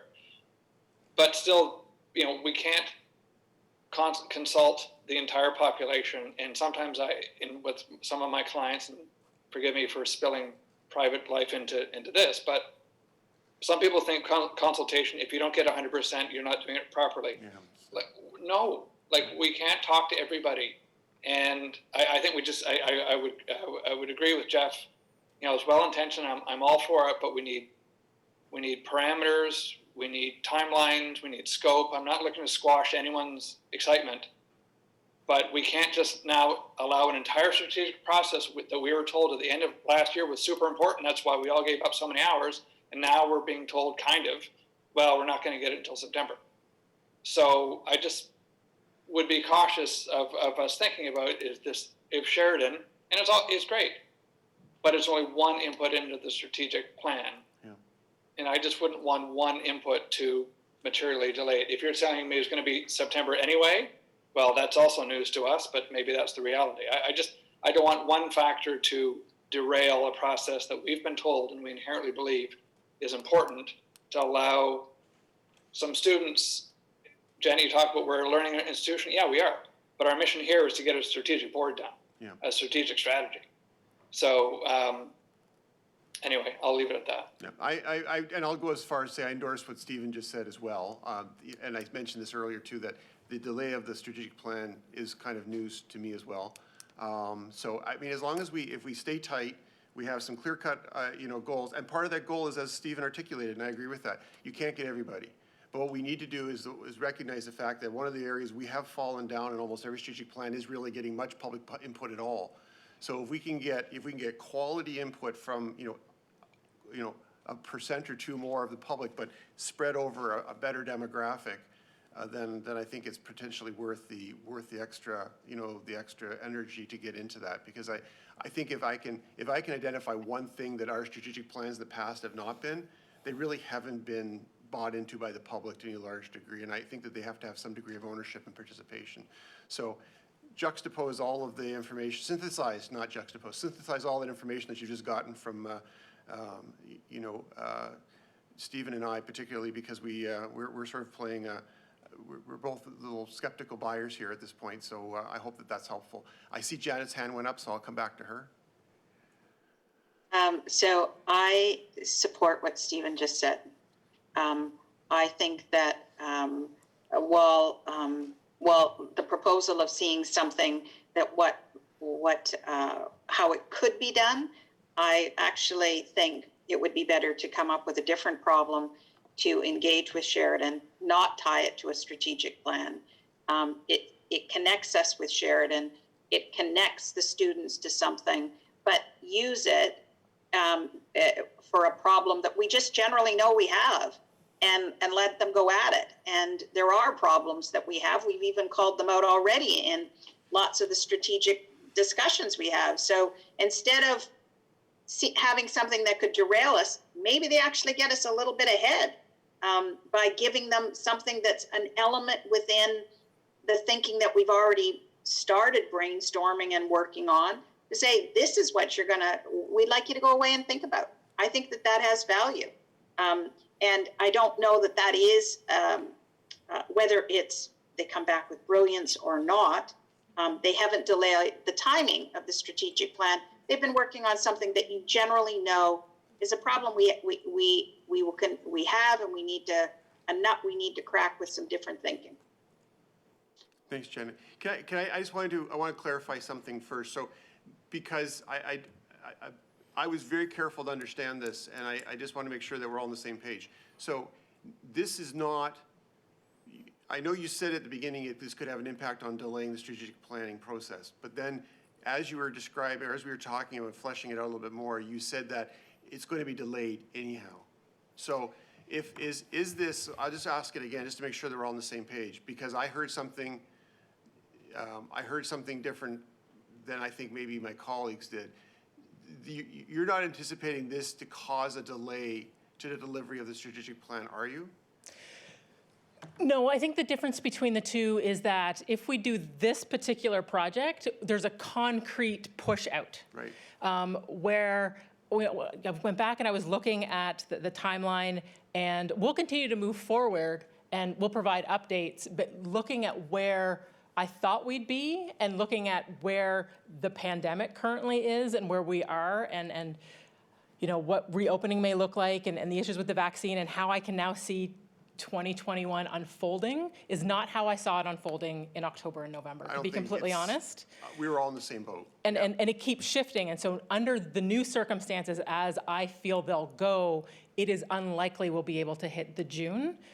We're still going to proceed, and the board will be updated, and I'll be able to kind of like fine tune them as we go.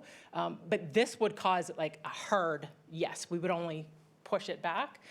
Whereas the other one, we would continue to go and move forward, and then as reopening happens, there would be an interruption. How long that interruption is, I don't know. It depends how the province chooses to allow us to reopen. Right. We may have a third wave. We don't know how that kind of does. And so I wanted to frame it in that, given those unknowns, I don't feel comfortable saying hard that we'll deliver it in June. I'm not sure. I think it's unlikely, given the circumstances that we find ourselves in right now and how the pandemic will progress throughout the year. That's not to say that we couldn't get it done. You know, if reopening happens really quickly, we're given direction, and it's very similar to how we did it previously, and we already have all the policies and procedures in place. You know, that will definitely give us some time back. I'm not sure how that's going to go. So I just wanted to bring that forward to the board that I suspect that either way, we'll see a delay in the strategic plan.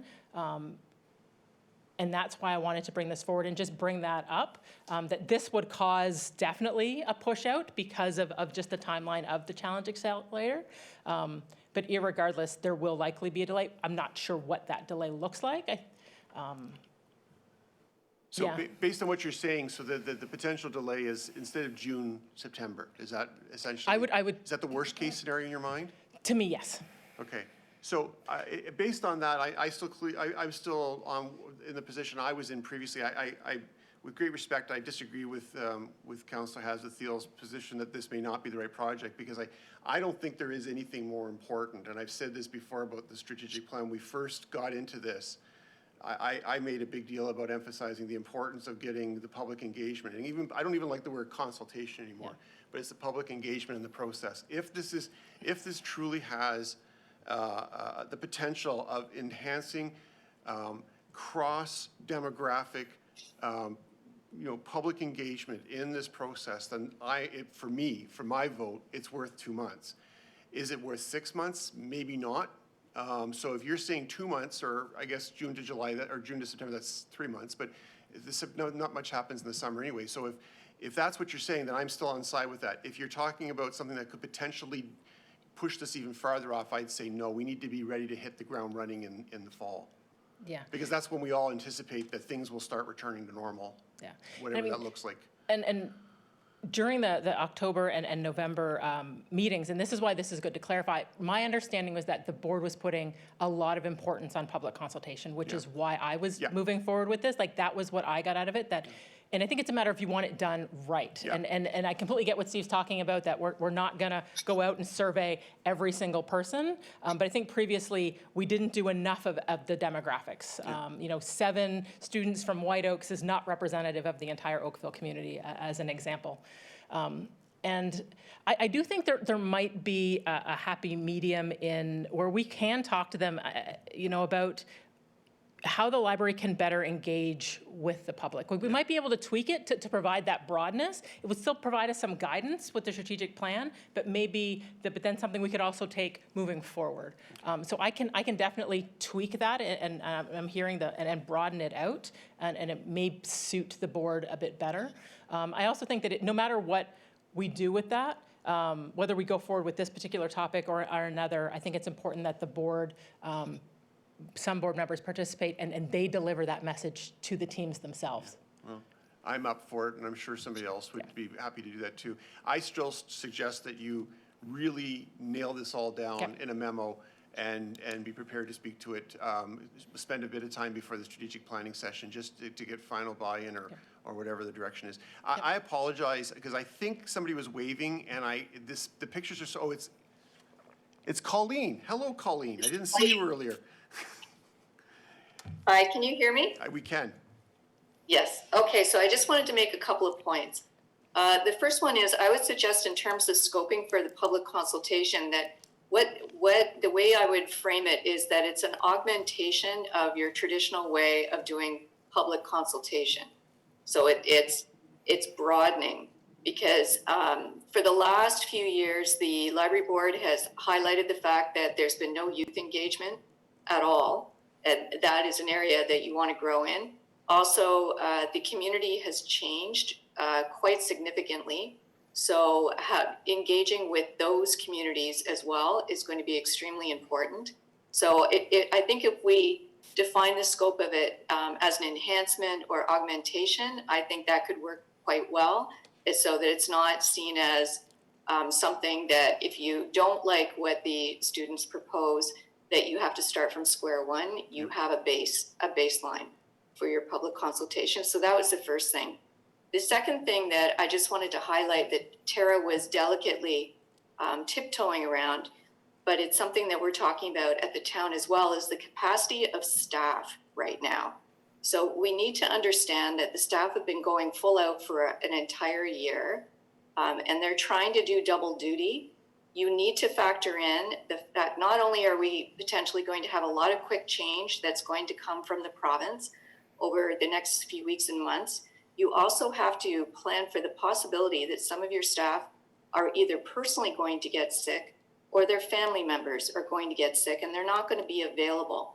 So Tara should not be planning on having full capacity staff in order to do the work over the next few months. We're also at the town looking at the same thing. We're trying to build redundancy in where we can, but we're also building in the possibility that certain projects will have to be extended because of these types of extenuating circumstances that we would not normally have to plan for. So that's what she was really talking about when she's talking about the potential to extend the schedule, is these are the factors that are now unique to the situation. We'd never had to factor these sort of issues in before, and now we do. I think that's easy to understand, and I think we do understand that. I just wanted to be clear from my questioning. I want to be clear that we weren't talking about like a substantive change or a substantive delay in our schedule, and it doesn't sound like that's what it is. And if you can deliver that in light of the uncertainty that we have coming forward, even in the timeframes you're talking about, I think it's a win. And getting that additional public engagement, I think, is awesome. So I suggest that we get the memo, we have a look at it next week, and I think we can give you direction at that point. And I mean, there's no motion today. Nope. You're just looking for direction. Yep. So my suggestion is let's see more detail, and then we can potentially give you that direction when we meet for the strategic plan, which happens to be Next week. the same topic. Yes. Yeah. Yep. Is that okay with everybody? Oh. Andrew, are you Jeff, wanting to speak, or are you? Yeah, can I just add something? Sure. Yeah, I appreciate you bringing this forward, and obviously the timing's not ideal, but I love the opportunity to engage younger members and maybe people in the community who we don't necessarily hear a lot from. With that said, I find it, not well defined, and I know we're going to try and get more information from that, but maybe to simplify things, Tara, would you have like an elevator pitch? Like imagine that we were students and you were going to define this project for us right here and now, like just give us our marching orders. What might you say? So how I described it actually to Sheridan is I highlighted the fact that, and this isn't going to be an elevator pitch because I'm not very good at them, that to me, one of the board's key concerns is making sure that our strategic plan is representative of the community that we support. And the best way to do that is to hear from our community directly. We're facing inherent challenge of the time that we're in, as well as reaching demographics that have traditionally been difficult for the library to reach. I'm thinking of like non-users in particular. We know we have different demographics that are very engaged with the library, but we have extensive ones that aren't. So how do we engage with them and get that information so that they're willing to have that exchange of information with us? And we're looking for new ways to do that, new initiatives, new ideas about how we can build that engagement with the entire Oakville community. Okay, thank you for that. So, in some ways, they're defining the problem a bit their own, but also theoretically a good part of the solution. Yes. Yeah. Okay. Thank you for that. Okay. Well, I'm willing to support this, but obviously, I think we're looking to see more at our next meeting. Okay, is that Yeah. clear direction then for you? Yep. Okay, thank you. Okay. There's more.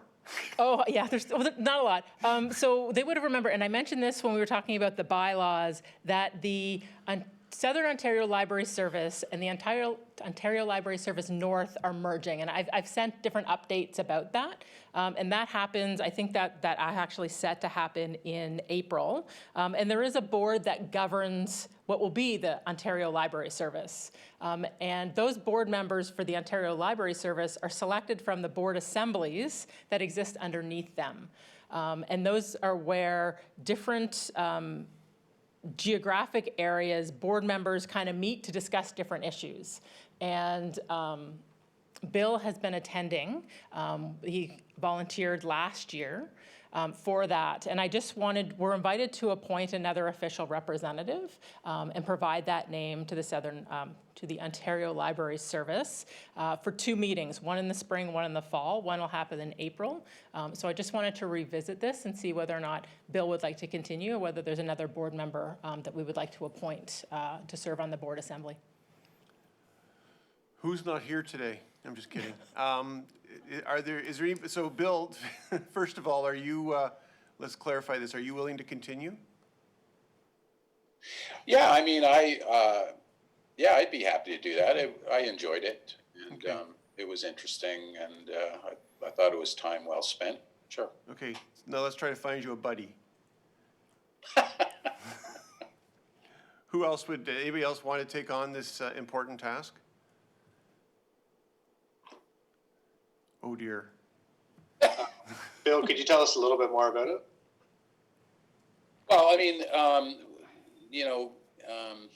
basically, it was, in a meeting that I attended, which included basically, I don't know if all the library, I don't know the actual service area, but it was fairly, extensive area, and basically, it was just. It was a meeting where people could talk about the issues that their libraries are facing, and it also gave the general organization a chance to, talk about some of the issues that they're looking at down the road, from governments and what have you, and quite a few times during the meeting, they went around to ask everybody, how they felt about certain things or certain issues that they were running into. So it was a lot of people. I mean, it was a live meeting, which was kind of fun, but it was. I think it was sort of a half-day meeting, and it was a little crazy because so many people were there. There was probably 25 people, 30 people there. So a lot of libraries were in attendance, and it was very interesting from my point of view, learning about the issues that a lot of libraries in Ontario are experiencing, different from our issues, and so it was as I said, well time spent, and it was I enjoyed it. So the next round is in April, so I'm assuming that's going to be virtual. Yes. So who's up for another Zoom meeting in April? Susan is. There we go. I knew if I stared at you long enough on the screen that you would eventually get the point. Just kidding. Okay, so we have our contingent. Susan would like to participate as well. Okay. I will. Good sell let them know. job, Bill. Thank you. So hopefully all of you remember this day last year. It's hard to believe that January 28th, 2020 was the reopening of Glen Abbey. But it was definitely a good day, and I'm looking forward to seeing that many people in the branch again. But I use those pictures because last week we had our initial conversations about the exterior renovation for Glen Abbey. So that is moving forward. Simone and I met with representatives from facilities and construction management at the town, just to go over what we're kind of high-level thinking, that way that they can start to plan it out and look at landscape architects for that. So just wanted to let you know that that has started. We'll bring ideas and concepts to the board as it kind of develops. But the key points that we made to FCM is we really want it to be a flexible space. We want it to be able to be taken over by kids, but we want to necessarily run a book club maybe later in the day to an event in the evening. It needs to be flexible with that. So we're really excited to see what we're going to come up with. I just want to say that picture gives me COVID PTSD. It's so weird when you see crowded pictures now, right? You're I can't believe I was that close to anybody. It was a good day. Especially those children, those super spread. I'm just kidding.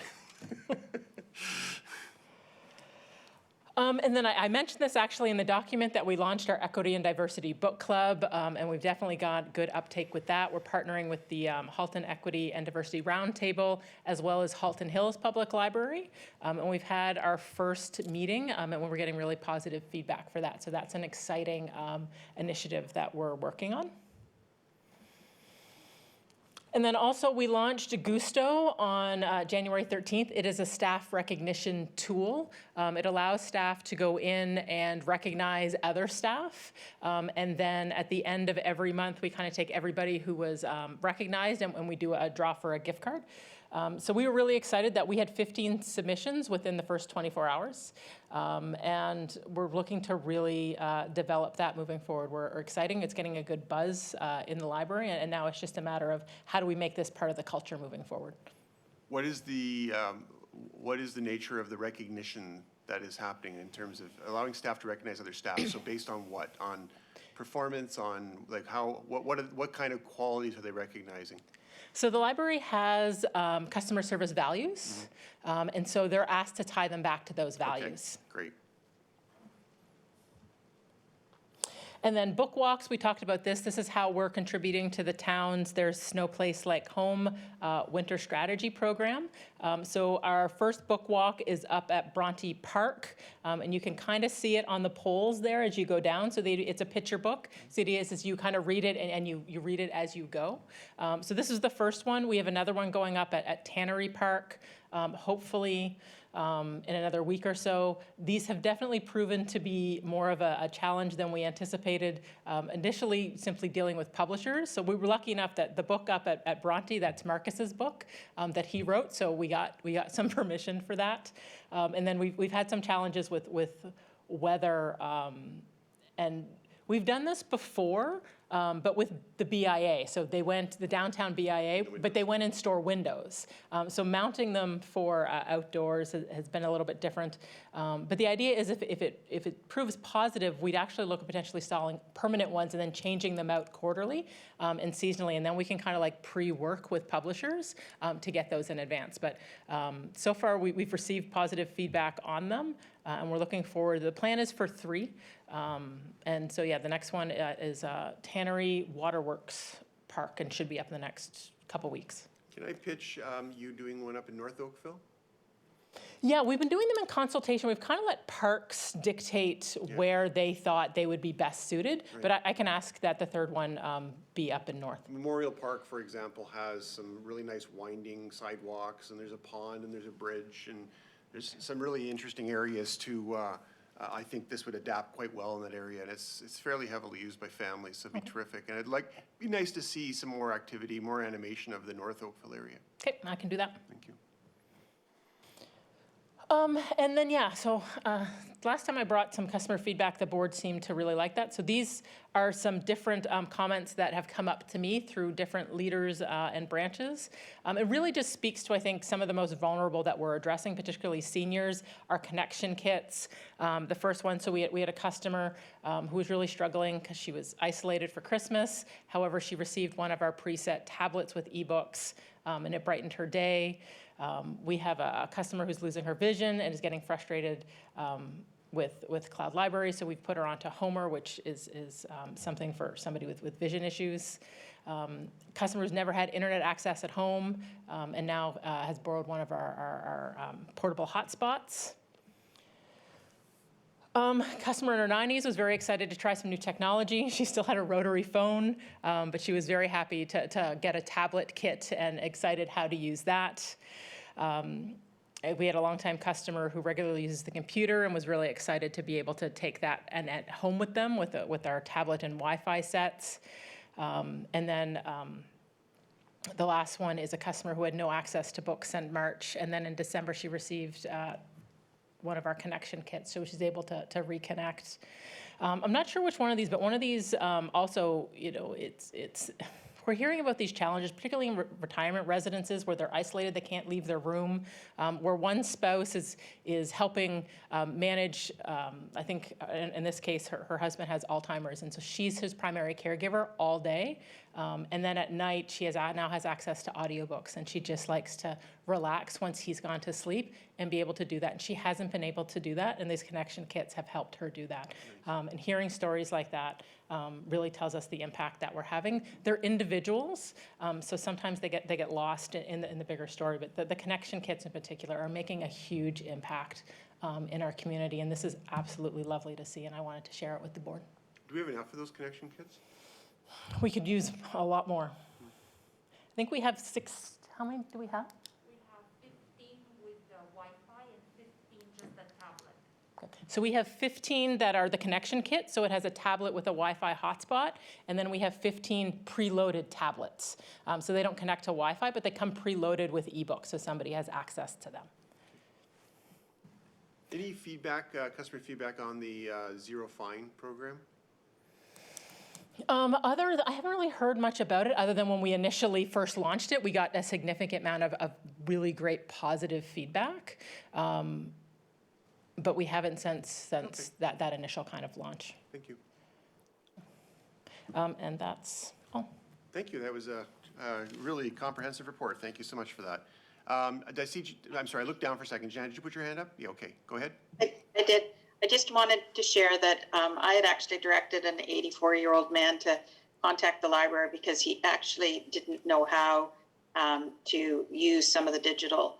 And the first reaction was, we don't have the program right now. We're in the middle of headed for the Christmas break, et cetera. But I immediately, another member of your staff heard the one person telling me this and called right back and said, I'd like to offer, I can walk him through whatever needs. He doesn't need a class. He doesn't need to register. Just give him my number. Tell him to call the central branch. I work X, Y, and I'll help him out. I'll help him understand how to use the Zoom because he'd never used it. Right. She was amazing, and it took. He is an amazing man. Like, he does an awful lot as a volunteer in the community, but he didn't know how to connect, and the library allowed him to connect. So I wanted to thank you and the staff member who didn't accept no, that she said there's a way to solve this even though we don't have it scheduled. So I thank you for that. No, thank you for telling me that. Thanks, Janet. Anything further? Can I get a motion to receive the CEO's report, please? CEO's update, I should say. Steve and Bill, any objection to the motion to receive the report? Seeing none, I declare that motion has been approved.